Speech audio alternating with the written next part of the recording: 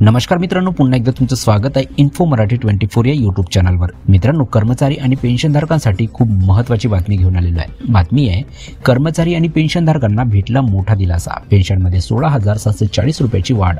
मित्रांनो, काय ह्या बातमीमध्ये नक्की बघूया, पण त्याआधी जर तुम्ही आपल्या चॅनलवर नवीन असाल तर चॅनलला सबस्क्राइब करून बाजूला दिलेल्या बेल आयकॉनला नक्की क्लिक करा। व्हिडिओ जर कामाचा आणि महत्त्वाचा वाटला तर व्हिडिओला लाईक करून आपल्या मित्रपरिवारासोबत नक्की शेअर करा।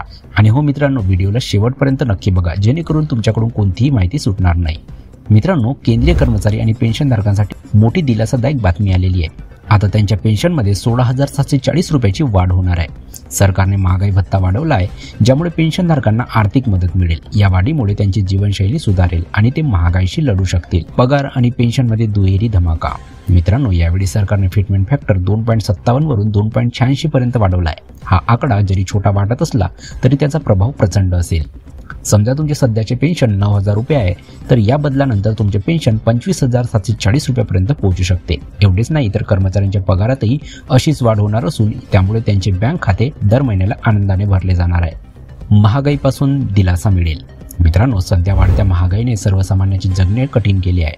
मात्र सरकारने ही वाढ केल्याने महागाईशी मुकाबला करणे थोडे सोपे होणार आहे। पेन्शन आणि पगारवाढीसोबतच सरकारने पेन्शनधारकांच्या डीआर म्हणजे महागाई रिलीफ आणि कर्मचाऱ्यांच्या डीए म्हणजे महागाई भत्ता यामध्ये वाढ केली आहे। त्यामुळे महागाईचा प्रभाव कमी होऊन कर्मचारी व पेन्शनधारकांना दिलासा मिळेल। Fitment factor fund. मित्रांनो, फिटमेंट फॅक्टर हे खरं तर कॅल्क्युलेटर सारखे असते, ज्याद्वारे सध्याचे पगार आणि पेन्शन नवीन वेतन श्रेणीमध्ये रूपांतरित केले जाते। तुमचे सध्याचे पेन्शन 9,000 रुपये असल्यास नवीन फिटमेंट फॅक्टरसह ते 25,740 रुपये होईल। पेन्शन योजनांमध्ये सुधारणा।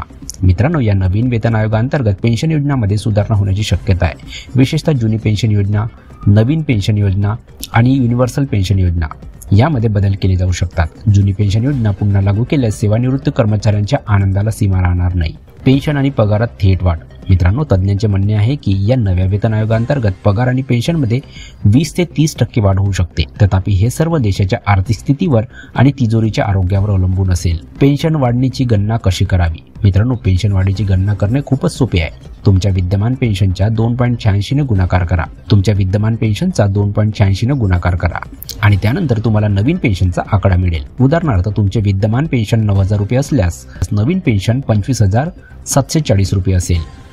मित्रांनो, तज्ज्ञ काय म्हणतात याबद्दल आपण बघूया। मित्रांनो, 8वा वेतन आयोग सरकारी कर्मचारी आणि पेन्शनधारकांसाठी गेम चेंजर ठरेल असे तज्ज्ञांचे मत आहे। पेन्शन, फिटमेंट फॅक्टर आणि महागाई भत्ता वाढल्याने लाखो कर्मचारी आणि पेन्शनधारकांचे जीवन सुधारेल आणि सेवानिवृत्तीनंतरचे त्यांचे जीवनही चांगले होईल। तर मित्रांनो, कशी वाटली कामाची आणि महत्त्वाची बातमी? जर बातमी कामाची आणि महत्त्वाची वाटली असेल तर व्हिडिओला लाईक करून आपल्या मित्रपरिवारासोबत नक्की शेअर करा। तसेच जर तुम्ही आपल्या चॅनलवर नवीन असाल तर चॅनलला सबस्क्राइब करून बाजूला दिलेल्या बेल आयकॉनला नक्की क्लिक करा।